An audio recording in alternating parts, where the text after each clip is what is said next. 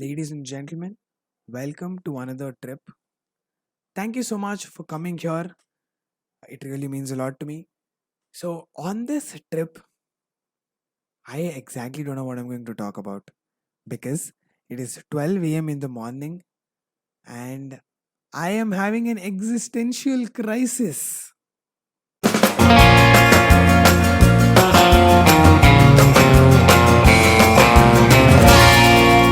A Sankarshan Joshi trip.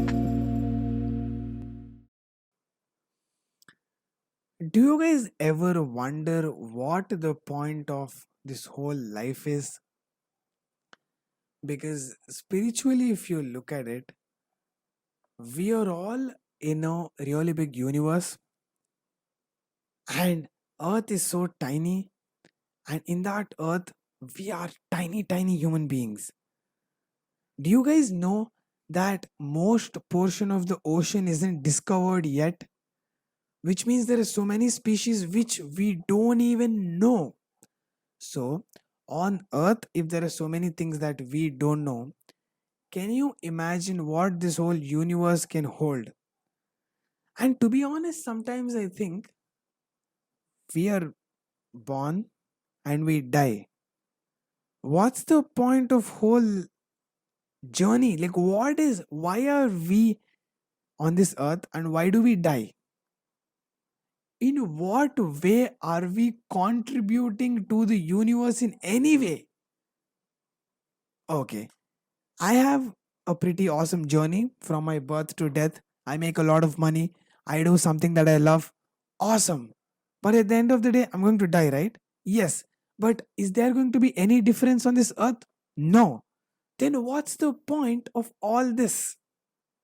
Do you guys also wonder what I'm talking about? Because we as human beings, we always want to have impact on things. We always want to do something significant with life. But do you guys ever wonder why? Why do we want to do something significant with our lives? Because the time is passing anyways. Like like right now, I'm just looking at my recording. I'm looking at the waves and I can see the time, the radar moving. The time is just moving. Like even if you do anything, if you don't do anything, the time is just moving. So sometimes I wonder, time is moving either ways. What is the point? What am I doing on this planet? Is there any spiritual significance to it? Because I started to believe that we are all manifestation of universe. You, me, we all are manifestation of universe. What do I mean when I say that is we all are like waves.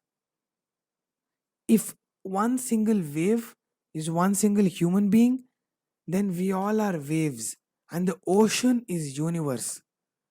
So me, you, we are all waves of the universe. When I say universe and the cosmos, I'm talking about the life energy.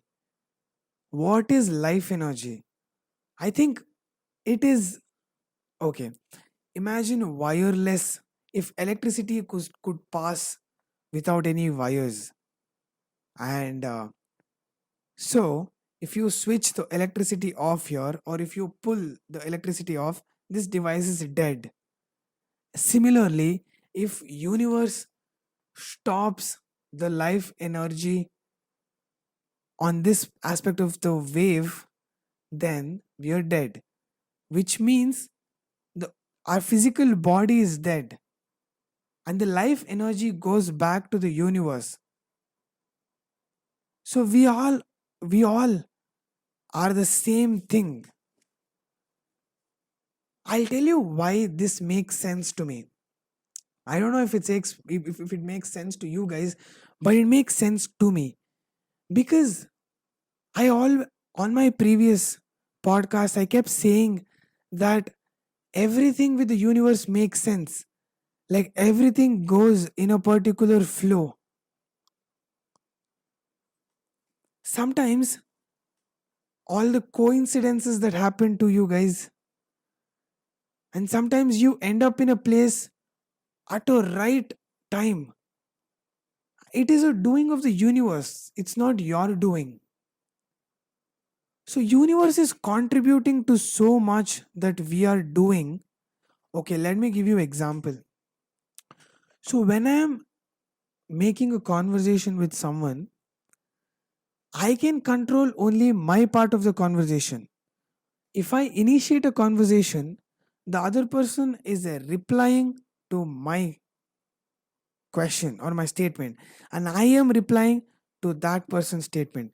So my replies are constantly based on what the other person is replying. So this way, the conversation is controlled equally by the other person. Similarly, when you look around in nature, there is hardly anything that you can control. You are just flowing with nature. Even if you think there is something that you can control, you're not. You are absolutely not. Like if you are listening to this podcast and if you are having few thoughts, those thoughts are generated because I said something. So this thought might make you think something or make you do something, which means I have contributed, my talk has contributed with what you are going to be doing next. In a way, growing up, so many things in your environment have contributed in you doing something. Okay, let me take you guys on in another direction, and I'll get back to this. So, when it comes to karma, based on our Hindu philosophy, there are three types of karmas. One that is inherited from your past life, one whatever you are doing, other is what your environment is. So your environment will define what type of karma will you will be doing. And life is a mixture of these three. I don't know if I believe uh, karma from my previous life is affecting this life because I am not aware. I'm not a conscious human being. So I do not know how my previous life karma is affecting here. So I'm not going to talk much about that. But I do believe the other two. Whatever you are doing, which is equivalent to anything happening to you, which I mentioned in my previous podcast. So that is one type of karma, like you doing something and something happening to you. And the other one that I mentioned is your environment defines what type of karma you are going to do, which is pretty crazy because it makes sense. They say that your friend circle defines what kind of a person you are going to be. And if you apply the same logic here, so many people who have shitty childhoods, they end up at a really shitty place in their life. And and shitty childhoods reflect so much of toxicity on a lot of people, and that action is a result of the environment. So this way, if environment is contributing so much to your doing, then what exactly is your doing? So when a kid is having a shitty childhood, how much of that environment is he controlling? And that has impacted to him so much that his reaction to the to to humanity, or his reaction outwards, it is defined by that moment from his childhood. And this way, if you think about it, everything in the world is happening without you controlling any of it. This is very fascinating to me. This idea that I am not doing anything and universe is just happening to me. Like, this is a pretty pretty fascinating idea that I'm stuck up to. This is what I've been thinking about from a really long time. Because imagine you are going on a long drive on your bike, and your tire gets punctured.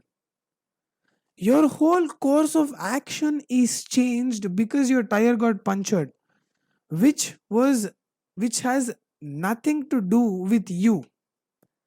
And this way, whole life is like that. And I think we all could live a comfortable life if we just give up the illusion that we are controlling something. Because that is partially what is keeping us disappointed. Whenever we try to control something and it is not going in accordance to how we want, we that makes us very restless. And And I think we are giving up our control to something much more larger than us, which is universe. And like I've always been mentioning in my podcast, that life, when you look back, it makes sense because trust the universe, because it always takes you to a right place in your life. All that takes is faith.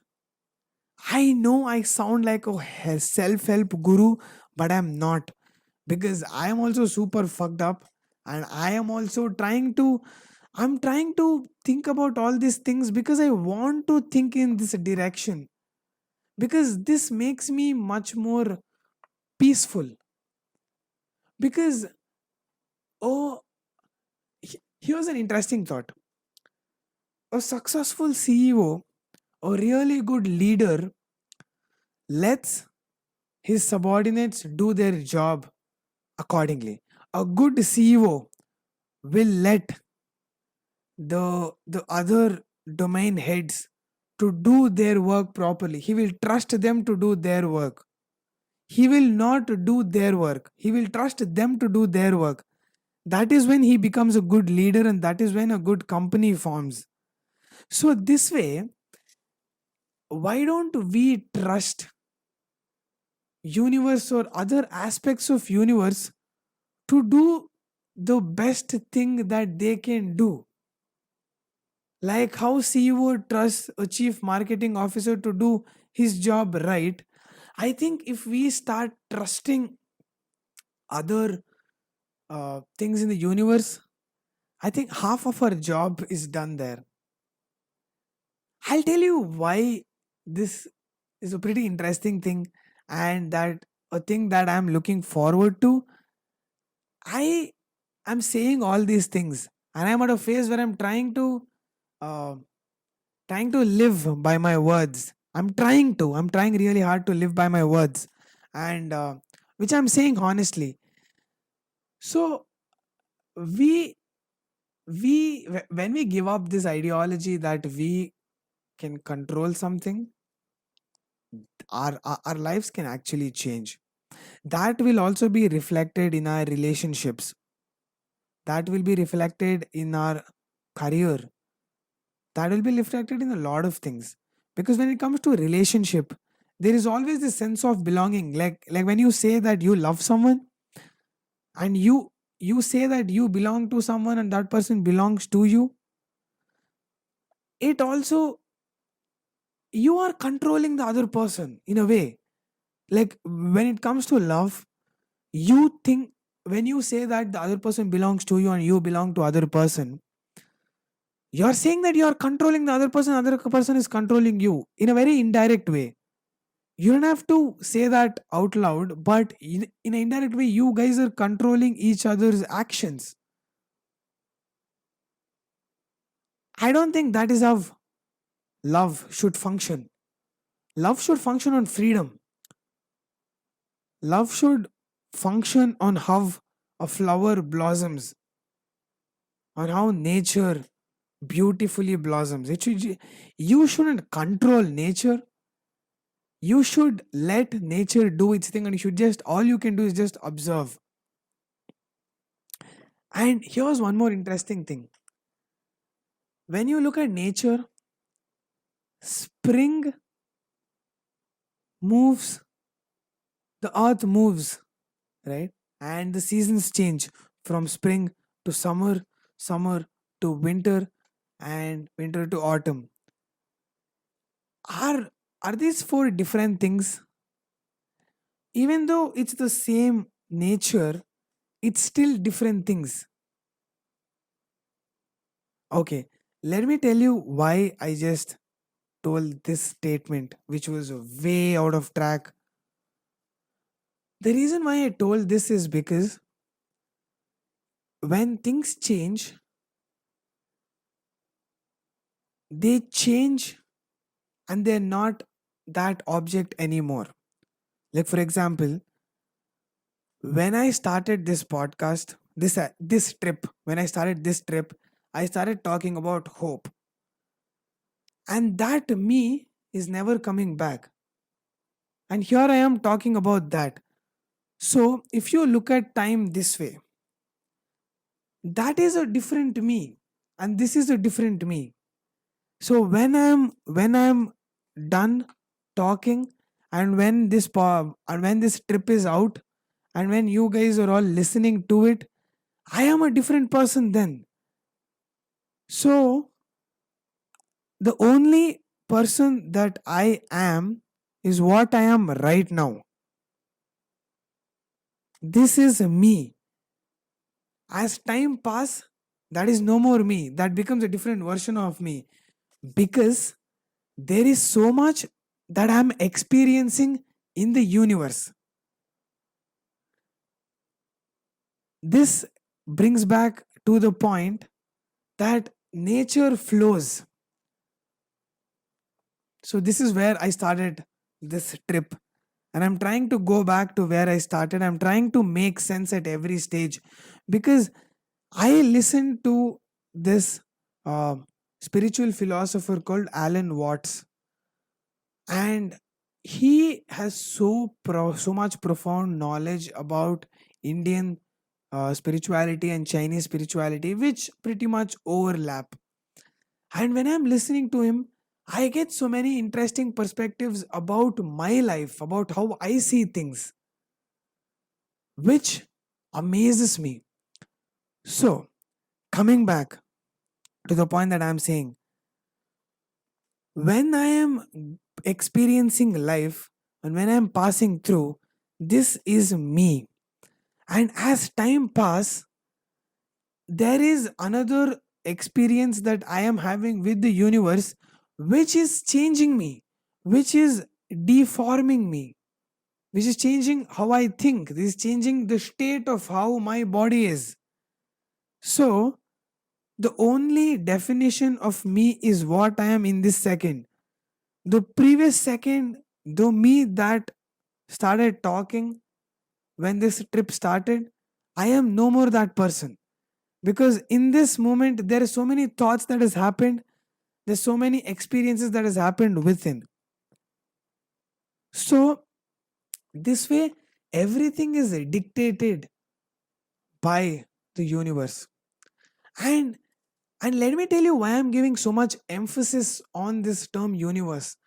That is because I believe that that is the true God. I believe true God is cosmic energy. It is formless. And all the Hindu idols, all the Hindu gods, they are the manifestation of that energy. And in Hinduism, we we started taking things literally. So when we look at Hindu gods, there is so much spiritual, uh, philosophical things that they are signifying, and we started taking those very literally. That is what has happened. So I believe that all the gods that we are worshipping are manifestation of the universe, of the God itself. So uh, even Jesus or prophet or Rama or Krishna or any god for that matter, or any godlike man for that matter, were all the true manifestations of the universe. That is what I believe. And I started this trip talking about how we are the part of universe. The life energy is the universe itself. So that way, it makes sense to think that I am the universe. I'm not being narcissistic when I say this. That life energy that I'm carrying is universe. And all the spiritual people that I follow, they say this too. They say that we are all one. I Which is a pretty fascinating thing, which is weird at the same time. I am a very stupid guy. I am very stupid who is spiritually curious.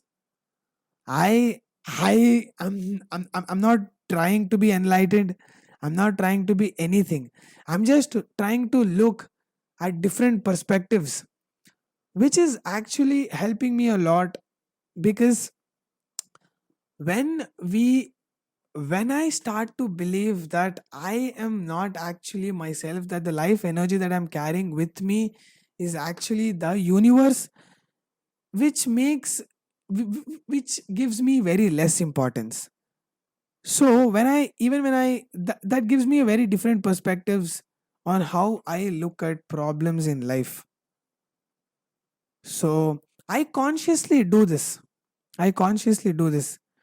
Uh, I I know that I might be sounding very stupid right now when I say all this, but to be honest, this is how the actual spiritual books talk about God.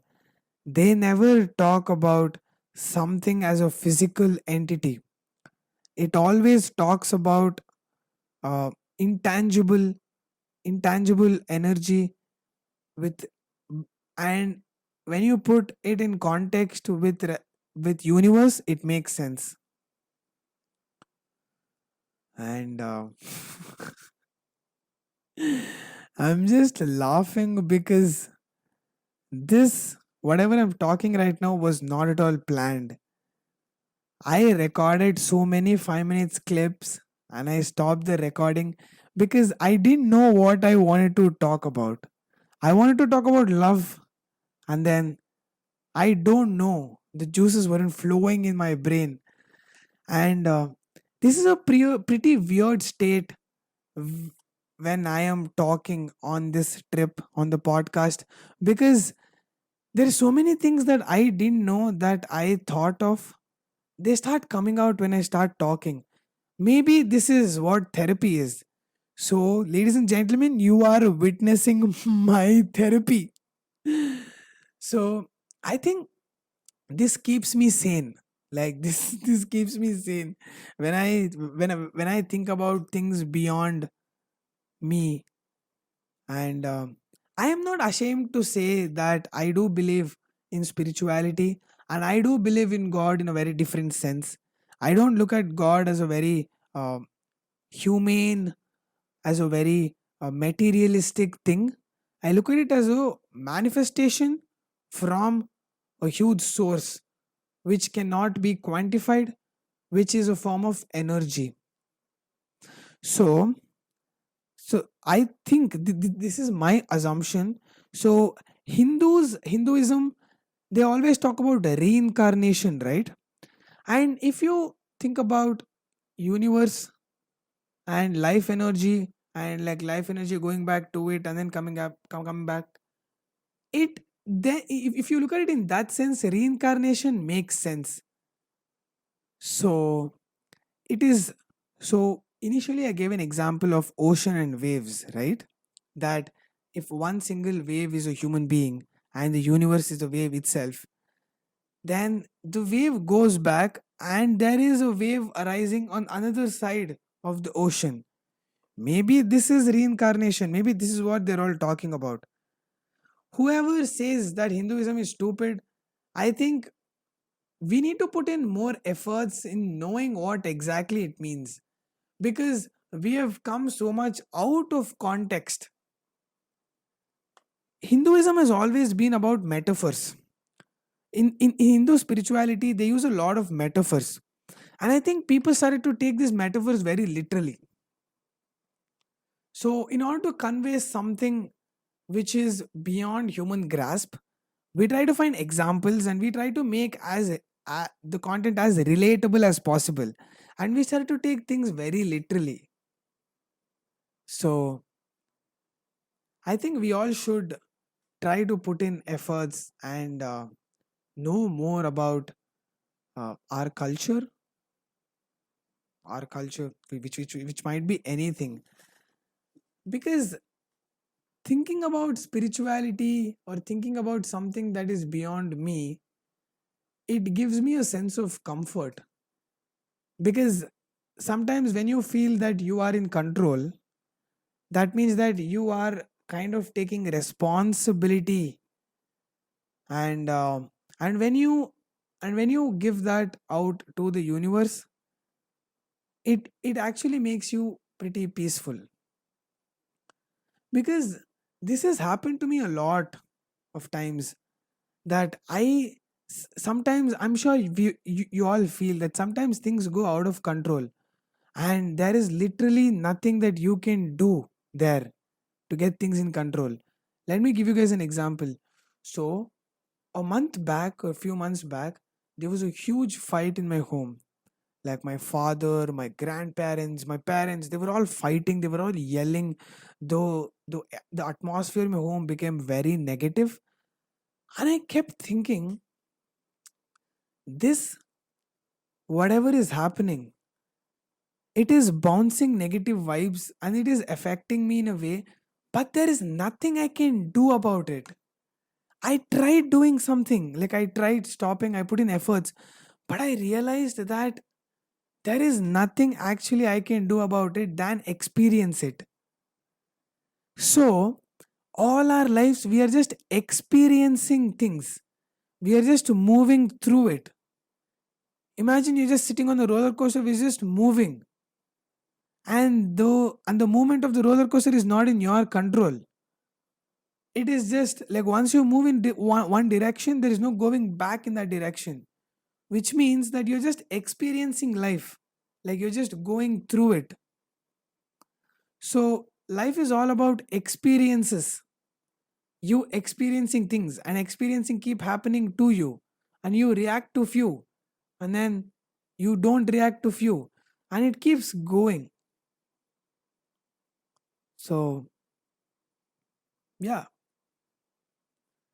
I think we have come to the end of the trip, and I don't know if I made any sense at all, because these are my 12 a.m. thoughts, and pardon me if they are all over the place, because I am all over the place, because I am a stupid little kid who is trying to experience and see life in as many different perspectives as possible, because I think that's all we can do.